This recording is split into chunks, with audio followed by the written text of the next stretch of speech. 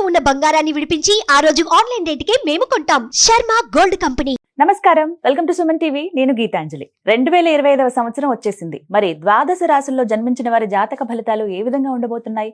మెరుగైన ఫలితాల కొరకు ఎటువంటి పరిహారాలు వారు చేసుకోవాలి? మంచిగా ఉన్న రాశులు ఏవి, అంటే మంచి ఫలితాలను ఇచ్చేటువంటి రాశులు ఏ ఉన్నాయి, అలాగే చెడు ఫలితాలు ఏ రాశులు వారు అందుకోబోతున్నారు, ఈ వివరాలన్నీ ఇవాళ వీడియోలో నేను మీకు వివరిస్తాను. వివరించేందుకు ప్రస్తుతం మనతో పాటు ఉన్నారు ప్రముఖ జ్యోతిషులు బ్రహ్మశ్రీ నందిబట్ల శ్రీహరి శర్మ గురువు గారు. వారితో మాట్లాడదాం. గురుగారు నమస్కారం అండి.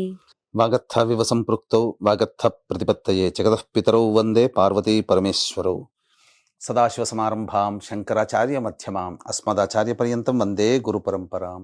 ఆదిత్యాయ చ సోమాయ మంగళాయ బుధాయ చ గురు శుక్ర శనిభ్యశ్చ రాహవే కేతవే నమః. శృంగేరి జగద్గురు పీఠాధిపతులకి, కంచి పీఠాధిపతులకి నమస్కారములు తెలియచేసుకుంటూ కార్యక్రమాన్ని ప్రారంభిద్దాం. వీక్షించేటువంటి సుమన్ టీవీ ప్రేక్షకులకి గమనిక, ఇప్పుడు మనం చెప్పుకోబోయేటువంటి రాశి ఫలాలు ఏవైతే ఉన్నాయో అవన్నీ కూడా ఆంగ్ల నూతన సంవత్సర గమనాన్ని దృష్టిలో పెట్టుకొని జనవరి 1వ తారీఖు నుంచి డిసెంబర్ 31వ తారీఖు వరకు మాత్రమే ఉన్నటువంటి గ్రహాల స్థితిగతులను బట్టి వివిధ రాశుల వారికి ఏ విధంగా ఉండబోతుందో తెలుసుకుందాం.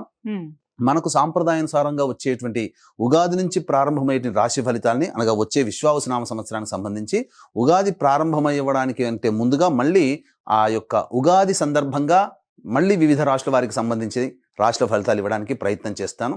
కాబట్టి ఇటువంటి దాంట్లో ప్రపంచమంతా అంగీకరిస్తున్నటువంటిది 2025 నూతన సంవత్సరం. అదేవిధంగా మనము కూడా ఆంగ్ల నూతన సంవత్సరం అనేటువంటి భావనతో ఈ యొక్క కార్యక్రమం చేస్తున్నాం. అదే ఉగాది నాడైతే మార్చి 29వ తారీఖు నుంచి మళ్ళీ 2026-28 వరకు ఉండేటువంటి గమనం వరకు ఉండేది చెప్పేటువంటిది. అవి మనం మరియు వీడియోలో తెలియజేసుకుందాం.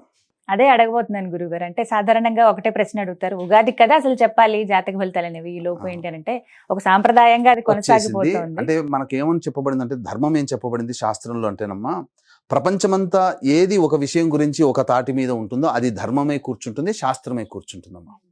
ఇక మరి ద్వాదశ రాశుల వారి జాతక ఫలితాలు తెలుసుకుందాం. ముందుగా గ్రహస్థితులు ఏ విధంగా ఉన్నాయో తెలియచేస్తారా? జనవరి 1, 2025 నుంచి. ఇక గ్రహస్థితిలోకి గనక గమనించుకున్నట్లయితే ముఖ్యంగా గురువు 9th మే వరకు కూడాను ఈ వృషభ రాశిలో సంచారం చేస్తున్నాడు. 9th మే నుంచి మిథున రాశిలోకి సంచారం, 9th మే నుంచి సెప్టెంబర్ 27వ తారీఖు వరకు.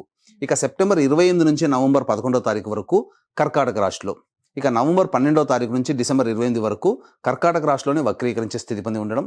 ఇక శని భగవాన్ల వారిని కనుక చూసుకున్నట్లయితే 15 ఏప్రిల్ వరకు కుంభరాశిలో సంచారం చేస్తున్నారు. 16 ఏప్రిల్ నుంచి అక్టోబర్ 9వ తారీఖు వరకు మీనరాశిలో సంచారం. ఈ మధ్య కాలంలో జూలై 8వ తారీఖు నుంచి వక్రీకరించి మీనరాశిలోనే సంచారం చేస్తున్నాడు. అలాగే అక్టోబర్ 10వ తారీఖు నుంచి కుంభరాశిలో సంచారం చేస్తూ వక్రీకరించి కుంభరాశిలో, నవంబర్ 26వ తారీఖు నుంచి వక్రత్యాగము శని భగవాన్ల వారు చేస్తున్నారు. ఇక రాహుకేతులు కనుక చూసుకున్నట్లయితే 15 మే వరకు కేతువు కన్యలో మరియు రాహువు మీనరాశిలోకి, అలాగే 16 మే నుంచి సింహరాశిలో కేతువు, అలాగే కుంభరాశిలో 16 మే నుంచి రాహుగ్రహ సంచారం జరుగుతుంది. ఇక్కడ గమనించుకున్నట్లయితే ఇక్కడ వీక్షించేటువంటి ప్రేక్షకులకు అందరికీ తెలియజేయాల్సినటువంటి అంశం ఏంటంటే, ముఖ్యంగా అందరూ ఈ ద్వాదశ రాశుల గురించి రాగానే అందరూ ఆలోచించేటువంటిది ముఖ్యంగా శని దోషం, ఏలినాడు శని, అష్టమ శని, అర్ధాష్టమ శని, కంటక శని, యోగ శని, ఈ శని దోషాలు. అయితే ఇక్కడ 15 ఏప్రిల్ వరకు శని కుంభరాశిలో సంచారం చేస్తూ 16 ఏప్రిల్ నుంచి మీనరాశిలోకి సంచారం చేస్తున్నా, ఈ యొక్క జూలై 8 నుంచి మీనరాశిలోనే సంచారం చేస్తూ వక్రీకరించినటువంటి కారణం చేత మళ్ళీ ఈ కుంభరాశి ఫలితాన్ని ఇస్తాడు. అక్టోబర్ 10న కుంభరాశిలోనే వక్రీకరించి ఉన్నటువంటి స్థితిగతుల చేత ఏమవుతుంది, మళ్ళీ మకర రాశి ఫలితాన్ని శని భగవానులు ఇస్తారు. కాబట్టి అర్థం చేసుకోవాల్సినటువంటి అంశం ఏంటంటే, ఎవరికి కూడాను ఈ సంవత్సరం శని భగవానుడు యోగదాయకంగా పూర్తిగా లేడు. 12 రాశుల వారికి అష్టమ శని, అర్ధాష్టమ శని, కంటక శని, యోగ శని, దాంపత్య శని, ఈ రాశుల ఈ యొక్క దోషాల శని దోషాలు ఏదో ఒక సందర్భంలో కొన్ని నెలల పాటు అందరూ రాశుల వారు అనుభవించాల్సిందే తప్ప ఇక్కడ ప్రత్యామ్నాయం లేదు. కాబట్టి ఇక కుంభరాశి వారికి ఏలినాటి శని వెళ్ళిపోతుందని సంతోషం కానీ, ఈ యొక్క సంబంధించి మకర రాశి వారికి ఏలినాటి శని వెళ్ళిపోతుందని సంతోషం కానీ, లేకపోతే కర్కాటక రాశి వారికి అష్టమ శని దోషం పోతుందని కానీ భావించాల్సిన అవసరం లేదు. వృశ్చిక రాశి వారికి అర్ధాష్టమ శని దోషం పోతుందని కూడా భావించాల్సిన అవసరం లేదు. ఎందుకంటే శని మళ్ళీ రుజుమార్గంలో వెళ్ళి మళ్ళీ వక్రమార్గం చేత వక్రగతిన సంచారం చేస్తున్నటువంటి కారణం చేత 12 రాశులు శని ప్రభావానికి గురవుతాయి. కాబట్టి ఈ సంవత్సరం అన్ని రాశుల వారు శని దోష పరిహారములు ఖచ్చితంగా చేసుకోవలసినదే, అందులో సందేహం లేదు. గ్రహస్థితులు ఎలా ఉన్నాయో తెలియచేశారు. మరి మకర రాశి వారి జాతక ఫలితాలు తెలుసుకోవాలనుకుంటున్నాం గురువుగారు. ఏ రంగం వారికి బాగుంటుంది, అసలు ఈ సంవత్సరం ఎలా ఉండబోతోంది, స్త్రీ పురుషులకు కావచ్చు, అలాగే విద్యార్థులు కానీ, ఉద్యోగ వ్యాపారాలు చేసేవాళ్ళు కానీ, వివిధ రంగాల్లో స్థిరపడిన వాళ్ళకి ఎలా ఉండబోతోంది? జనవరి 1వ తారీఖు నుంచి డిసెంబర్ 31వ తారీఖు వరకు మకర రాశి వారికి మంచి చెడు ఏ విధంగా ఉండబోతుంది అనే విషయాల గురించి తెలియజేసుకుందాం. ముందుగా గురువు గారి దగ్గరికి వద్దాం. ఇక గురువు గారు అనగా గురుగ్రహము మే 9వ తారీఖు వరకు వృషభ రాశిలో సంచారం చేస్తుంటారు. అయితే ప్రధానంగా గమనించుకున్నట్లయితే మార్చి 30 వరకు వక్రీకరించిన స్థితి కారణం చేత చతుర్థ భావ ఫలితాలు, తర్వాత పంచమ భావ ఫలితం. ఇక మే 9 నుంచి సెప్టెంబర్ 27 వరకు మిథున రాశిలో సంచారం చేస్తున్నటువంటి ఈ కారణం చేత ఈ రాశిలో జన్మించినటువంటి అన్ని రంగాలలో ఉన్నటువంటి వాళ్ళకి, ఉద్యోగస్తులు, వ్యాపారస్తులు, అలాగే కులవృత్తిలో ఉన్నటువంటి అందరికీ కూడాను ధనపరమైనటువంటి కష్టములు వస్తాయి. మీరు ఈ సమయంలో గనక మే 9 నుంచి సెప్టెంబర్ 27 మధ్యకాలంలో గనక అప్పులు ఎవరికైనా, రుణములు ఎవరికైనా ఇచ్చినా అవి మీ దరికి రావడానికి, అలాగే మళ్ళీ మీరు తిరిగి వసూలు చేసుకోవడానికి నానా యాతనలు పడాల్సినటువంటి పరిస్థితి ఏర్పడుతుంది. ఇక సెప్టెంబర్ 25 నుంచి నవంబర్ 11వ తారీఖు వరకు కర్కాటకంలో గురు సంచారం. ఇది చాలా అనుకూలమైనటువంటి సమయం. కాబట్టి ఏతవాత చెప్పొచ్చేది ఏమిటంటే మే 9 నుంచి సెప్టెంబర్ 27, నవంబర్ 12 నుంచి డిసెంబర్ వరకు మొత్తము ఈ సమయము చాలా మటుకు అనుకూలము కాదు. గుర్తుపెట్టుకోండి. మే, జూన్, జూలై, ఆగస్టు, సెప్టెంబర్, మళ్ళీ నవంబర్ 12 నుంచి డిసెంబర్ 28, అంటే దాదాపుగా ఈ సంబంధించినటువంటిది చూసుకుంటే ప్రధానంగా 45 రోజులు, అటు 5 నెలలు, మొత్తం 6 రోజులు. ఇక మళ్ళీ మొదటి 3 నెలలు అనగా 9 నెలల వరకు కూడా, 6 నెలల వరకు సామాన్యం, అసలు పనికిరాదు, అసలు గురువు అనుకూలంగా లేడు. కానీ మొదటి 3 నెలలు జనవరి, ఫిబ్రవరి, మార్చి వరకు గురువు సామాన్యంగా యోగిస్తాడు. మధ్యలో 1 నెల 9 రోజులు, మళ్ళీ సెప్టెంబర్ 28 నుంచి నవంబర్ 11, కాబట్టి అదొక 45 రోజులు. వెరసి చూసుకుంటే ఒక 3 నెలలు మాత్రం అనుకూలంగా ఉంటాడు మకర రాశిలో జన్మించినటువంటి వారికి. మిగతా 9 నెలలు గురువు అనుకూలంగా లేడు. ఇక శని భగవానుల వారిని చూసుకుందాం. చాలా మటుకు ఈ మకర రాశి వారు సంతోషపడేటువంటి విషయం ఏంటంటే ఏప్రిల్ 14వ తారీఖు నుంచి 15వ తారీఖు తర్వాత అసలు ఏలినాటి శని పోతుంది, హ్యాపీగా ఉంటున్నామని అనుకుంటున్నారు. వాస్తవమే. ఏప్రిల్ 15వ తారీఖు వరకు శని కుంభరాశిలో సంచారం చేస్తూ కుటుంబ శని దోష పరిహారం, ఏలినాటి శని దోషం ఉంటుంది. 16 ఏప్రిల్ నుంచి మీనరాశిలోకి సంచారం చేస్తుంటాడు. అయితే ఈ 16 ఏప్రిల్ నుంచి అక్టోబర్ 9వ తారీఖు వరకు మీనరాశిలో ఉంటాడు శనివారు. కానీ జూలై 8 నుంచి మళ్ళీ వక్రీకరించినటువంటి కారణం చేత ఏప్రిల్ 16 నుంచి మే, జూన్, జూలై 8, కాబట్టి మొత్తము 90 రోజుల్లో ఒక 8 రోజులు తగ్గించుకుంటే 82 రోజులు మాత్రమే మీకు అనుకూలంగా ఉన్నాయి.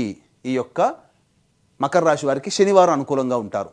అంటే గురువు గారేమో 3 నెలలు, శని గారేమో 82 రోజులు, దాదాపు 2.5 నెలలు. కాబట్టి మిగతాదంతా కూడాను శని ఎలా మనకు ఇబ్బంది పెడతాడు మకర రాశి వారికి అని అనుకుంటే జూలై 8 నుంచి వక్రీకరించినటువంటి కారణం చేత కుంభరాశి ఫలితాలు అనగా కుటుంబ శని ఫలితాలు. మళ్ళీ ఇక్కడేమన్నా ప్రశాంతంగా ఉంటాడంటే అక్టోబర్ 10 నుంచి మళ్ళీ కుంభంలోనే వక్రీకరిస్తాడు. మళ్ళీ ఏమవుతుంది, జన్మశని దోష పరిహారం ప్రభావాలు కూడాను మీకు కలగ చేస్తున్నాడు. కాబట్టి మకర రాశి వారికి ఏలినాటి శని దోషం ఈ యొక్క 2025 సంవత్సరంలో పోతుంది అనేది కంటే 82 రోజులు మాత్రమే అనుకూలంగా ఉంటాడు. మిగతా సంబంధించినటువంటి అన్ని నెలలు శనివారు అనుకూలంగా లేరు. ఇది గుర్తుపెట్టుకోండి. కానీ రాశ్యాధిపతి కాబట్టి కొంత ప్రభావం మాత్రం తక్కువగా ఉంటుంది.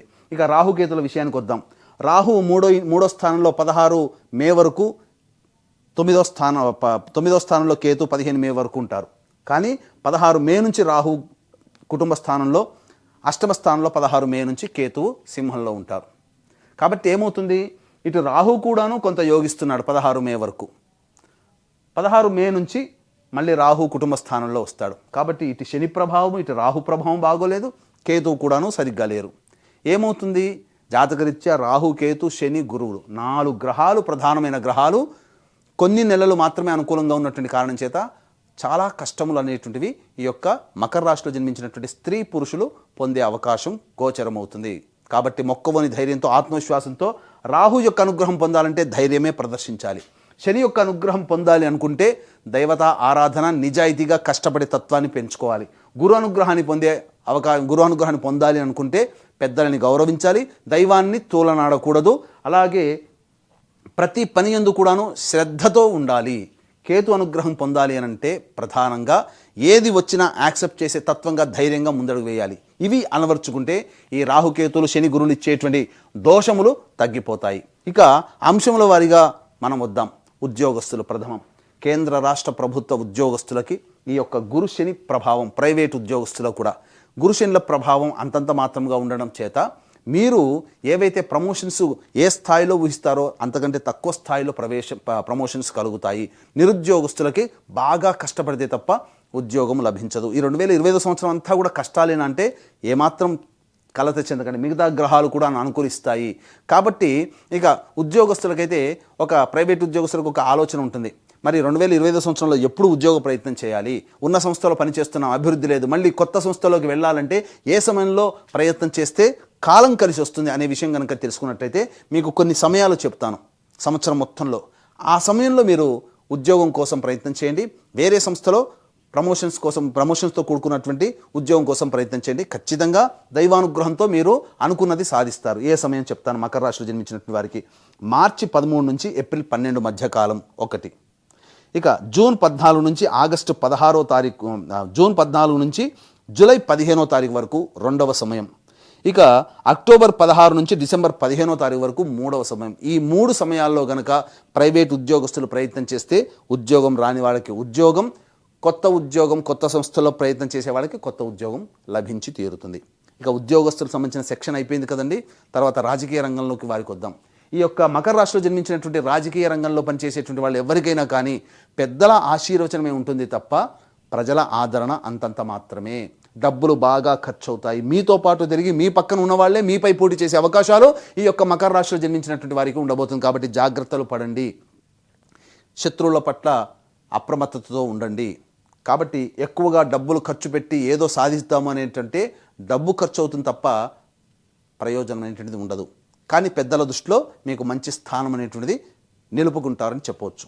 ఇక ఈ యొక్క రాజకీయ రంగంలో వారిది అయిపోయింది. ఇక సినీ రంగము, కళారంగంలో పనిచేసేటువంటి వాళ్ళు సినీ రంగంలో TV serials, social media, electronic and printing media, అలాగే నాట్యము, నాటకాలు, అలాగే ఈ సంబంధించినటువంటి సంగీతము, సాహిత్యము, ఇటువంటి వీటన్నిటిలో ఉన్నటువంటి వాళ్ళకందరికీ కూడాను సాధారణమైనటువంటి ఫలితములు అనేటువంటివి ఉంటాయి. ప్రయోజనంతో కూడుకున్నటువంటి ప్రాజెక్టులు మీరు సైన్ చేస్తారు. కాకపోతే మీరు ఊహించినటువంటి ఆదాయము ఉండదు, కానీ ప్రజాదరణ మాత్రం ఉంటుంది. మీ కష్టానికి తగ్గ ప్రతిఫలం ఉంటుంది. అన్ని విధాలుగా యోగదాయకంగా ఉంటుంది. ధైర్యంతో ముందడుగు వేయండి. రాహు మీకు యోగించి మార్కెటింగ్ రంగంలో ఉన్నటువంటి వాళ్ళు కాస్త కష్టాలు పడాల్సి వస్తుంది. టార్గెట్స్ రీచ్ కాక ఇబ్బందులు పడాల్సినటువంటి పరిస్థితి వస్తుంది. ఈ యొక్క మకర రాశిలో జన్మించినటువంటి రైతులు ఎవరైతే ఉంటారో సాధారణమైనటువంటి పంటలను వేసుకోవడమే మంచిది. ఎందుకంటే ఊహించినది ఒకటి, జరిగేది ఒకటిగా ఉంటుంది. కాబట్టి మీకు బాగా తెలిసిన పంటలనే మీరు వేసుకొని తద్వారా వచ్చే ప్రయోజనాన్ని మాత్రమే పొందే ప్రయత్నం చేయండి తప్ప ఆశతో కొత్త పంటలు వేస్తే మీకు నిరాశే మిగులుతుంది. ఇక ఈ యొక్క రాశిలో, మకర రాశిలో జన్మించినటువంటి వారికి గురువు అనుకూలంగా లేడు, కానీ గురుబలం కూడా అంతంత మాత్రంగానే ఉంది. కాబట్టి రెస్టారెంట్ బిజినెస్, ఫుడ్కి సంబంధించినటువంటిది, ఎఫ్ఎంసీజీ రంగము, సూపర్ మార్కెట్లు, జనరల్ స్టోర్సు, పూజా స్టోర్స్, తీర్థయాత్రలు నడిపే వాళ్ళు, పండ్ల వ్యాపారస్తులు, కర్రీ పాయింట్లు నడిపేటువంటి వాళ్ళు, ఎడ్యుకేషనల్ బిజినెస్లో ఉన్నటువంటి వాళ్ళు, జ్యువెలరీ రంగంలో ఉన్నటువంటి వాళ్ళు, ఇలాంటి అన్ని రంగాల్లో ఉన్నటువంటి వారు వ్యాపారం విస్తరణకి సమయం కేటాయించకండి, ప్రయత్నాలు చేయకండి. ఉన్నదాంతోనే వ్యాపారాన్ని నడుపుకునే ప్రయత్నం చేయండి. అద్భుతంగా ఉంటుంది. కొత్త వాటికి ప్రయత్నం చేసి డబ్బులు అప్పుగా తీసుకొచ్చి దాన్ని తీర్చలేక ఉన్న ఆస్తులు అమ్ముకోవాల్సినటువంటి పరిస్థితులు వస్తాయి. కాబట్టి 2025 సంవత్సరంలో మకర రాశి వారికి గురుబలం అంతంత మాత్రంగానే ఉంది. తప్పనిసరి ఇంకా ప్రయత్నం చేయాలండి. చావో రేవో అనుకుంటారా? సెప్టెంబర్ 28 నుంచి నవంబర్ 11వ తారీఖు మధ్యకాలము మరియు ఏప్రిల్ 1వ తారీఖు నుంచి మే 9వ తారీఖు ఉన్నటువంటి మధ్యకాలం మాత్రమే మీకు అనుకూలంగా ఉంటుంది. ఇక ఈ సంబంధించినటువంటి రియల్ ఎస్టేట్ రంగంలో ఉన్నటువంటి వాళ్ళు, అలాగే మున్సిపాలిటీ రంగంలో ఉన్నటువంటి వాళ్ళు, ముఖ్యంగా లాయర్ వ్యవస్థలో ఉన్నటువంటి వారు సాధారణమైనటువంటి స్థితిని పొందుతారు. ఇక కొత్త ప్రాజెక్టులు చేపట్టకపోవడమే రియల్ ఎస్టేట్ వాళ్ళకి చెప్పదగినటువంటి సూచన. కాబట్టి వ్యాపార విస్తరణకి అనుకూలంగా కాదు. పాత ప్రాజెక్టులు ఉన్నటువంటి వాటినే కంటిన్యూ చేసుకోవడం, కాలం వెళ్లదీయడం తప్ప వేరే మార్గం కనుక మీరు ప్రయత్నం చేస్తే ఆ మార్గంలో పెట్టే పెట్టుబడి మీకు నిరర్ధకంగా మిగిలిపోతుందని చెప్పవచ్చు. ఇక స్టీల్ రంగంలో ఉన్నటువంటి వాళ్ళు, అలాగే ఐరన్ బిజినెస్ చేసేటువంటి వాళ్ళు, ఇంకా చెప్పాలి అంటే కింది స్థాయి ఉద్యోగస్తులు అనగా 4th క్యాడర్లో పనిచేసేటువంటి ఉద్యోగస్తులు, ఇంకా ముఖ్యంగా ఎడిబుల్ ఆయిల్స్, ఆటో రంగంలో ఉన్నటువంటి వాళ్ళు, ఇసుక సంబంధించినటువంటి వాళ్ళు, ఇసుక బిజినెస్లు, అలాగే ఈ సంబంధించినటువంటి ఈ పెట్రోల్ రంగంలో ఉన్నటువంటి వాళ్ళకి అందరికీ కూడాను సాధారణమైనటువంటి ఫలితాలు ఉంటాయి. కొత్త ప్రాజెక్టులు చేపట్టడానికి సమయం కేటాయించకండి. ఇక ఈ యొక్క రాశిలో జన్మించినటువంటి స్త్రీ పురుషులకి వివాహాది శుభకార్యాలు జరుగుతాయి. 1 ఏప్రిల్ నుంచి మే 9, సెప్టెంబర్ 28 నుంచి నవంబర్ 11వ తారీఖు మధ్య కాలంలో వివాహాలు నిశ్చయమవుతాయి. సంతానం కోసం ప్రయత్నం చేసేటువంటి వాళ్ళకి సంతాన సూచన లభించబోతుంది. ఇది ఒక్కటి యోగదాయకంగా ఉంటుందని చెప్పొచ్చు.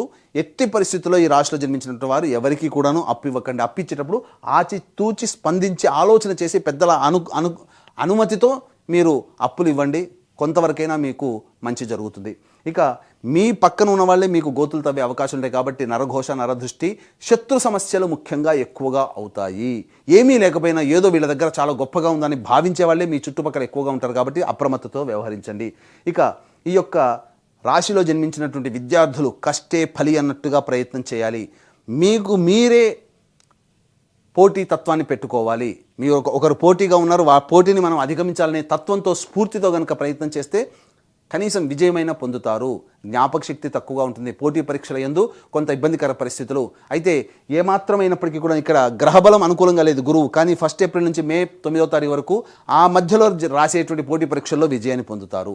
సెప్టెంబర్ 28 నుంచి నవంబర్ 11 మధ్య కాలంలో విదేశీ యానానికి సంబంధించి, విదేశీ విద్యకు సంబంధించి చే ప్రయత్నాల్లో కొంతవరకు మీకు లాభదాయకంగా ఉంటుందని చెప్పొచ్చు. ఇక మిగతా సమయం అంతా కూడాను అనుకూలంగా లేని కారణం ముఖ్యంగా ఈ యొక్క మెడ సంబంధించినటువంటి సమస్యలు, వెన్నుముకకు సంబంధించినటువంటి సమస్యలు, ముఖ్యంగా మోకాల నుంచి పాదాల వరకు ఉన్నటువంటి సమస్యలు, వాటితో అనారోగ్య సమస్యలు అనేటువంటివి పొందుతారు. ఈ యొక్క రాశిలో జన్మించినటువంటి స్త్రీలకి గౌరవ మర్యాదలకి లోటు ఏమీ ఉండదు. కానీ బాధ్యతలు పెరుగుతాయి, కష్టములు పెరుగుతాయి. కాబట్టి జాగ్రత్తగా వ్యవహరించండి. బాధ్యతని పంచే ప్రయత్నం చేయండి. ఇక ఈ యొక్క రాశిలో జన్మించినటువంటి స్త్రీలు ఏదైతే గృహ నిర్మాణం చేసుకోవాలని అనుకుంటారో 1 ఏప్రిల్ లోపల గృహ నిర్మాణానికి అనుకూలతలు ఉంటాయి. ఆభరణాలు కొనుగోలు అనేటువంటిది చేయడానికి ఎక్కువగా డబ్బు ఖర్చు పెడతారు. గృహంలో మార్పులు చేర్పులు చోటు చేసుకుంటాయి. ఇక ప్రధానంగా గృహంలో అశాంతి నెలకొని ఉంటుంది. కాబట్టి జాగ్రత్తలు పాటించండి. మీ మాట ఎవరు వినట్లేదనే భావన ఉంటుంది. కానీ వాస్తవానికి మీ బాధ్యతలు ఎక్కువగా ఉండడం వల్ల చికాకులు ఎక్కువగా ఉంటాయని విషయాన్ని ఈ రాశిలో జన్మించినటువంటి స్త్రీలు గమనించుకోవాలి. తర్వాత చెప్పొచ్చేది ఏమిటంటే సామాన్యమైనటువంటి ఫలితాలు మాత్రమే ఈ యొక్క మకర రాశి వారు 2025 సంవత్సరంలో పొందుతారు. ఈ యొక్క ఫలితాలు అనేటువంటివి ఏవైతే మీకు ఈ 2025 సంవత్సరంలో గోచరమవుతున్నాయో అవి మీకు వివాహం అయితే భార్య లేదా భర్త మరియు సంతానం యొక్క జాతక ప్రభావం మీ మీద ఉంటుంది. వివాహం కాకపోతే తల్లిదండ్రులు, తోడబుట్టిన వాళ్ళ జాతక ప్రభావం కూడా మీ మీద ఉంటుంది. కాబట్టి ఈ మకర రాశిలో జన్మించినటువంటి వారు సంపూర్ణంగా మీ యొక్క కోరికలు నెరవేర్చుకోవాలి అనే సదుద్దేశంతో గొప్ప కార్యక్రమానికి 2025 సంవత్సరంలో శ్రీకారం చుట్టబోతున్నాం. ప్రతి నెల ఒక్కొక్క పుణ్యక్షేత్రంలో మీ కుటుంబ సభ్యుల గోత్రనామాదులతో కార్యక్రమాలు జరుగుతాయి. జాతకరీత్యా కలుగు విద్య, వివాహ, ఉద్యోగ, దాంపత్య, సంతాన, అనారోగ్య సమస్యల నివారణతో పాటు శనివారు 12 రాశులని ప్రభావితం చేస్తున్నారు. కాబట్టి గత జన్మ కర్మదోషాలు ఉన్నప్పుడు ఇబ్బందికర పరిస్థితులు. కాబట్టి గత జన్మ కర్మదోషాల నివారణ హోమాల్లో భాగంగా సర్వదోష నివారణ పూజల హోమాలు అనేటువంటివి చేయించడం 2025 సంవత్సరంలో ప్రతి నెల మా పీఠం ఆధ్వర్యంలో జరుపుతాయి మీ కుటుంబ సభ్యుల గోత్రనామాదులతో. జనవరి 13వ తారీఖు రోజున శ్రీకాళహస్తిలో కానీ శ్రీశైలంలో కానీ ఈ కార్యక్రమానికి ప్రారంభం. కాబట్టి అవకాశం ఉన్న వాళ్ళు కార్యక్రమ తదనంతరం కాంటాక్ట్ చేసి మీ కుటుంబ సభ్యుల గోత్రనామాదులు నమోదు చేసుకోవచ్చు.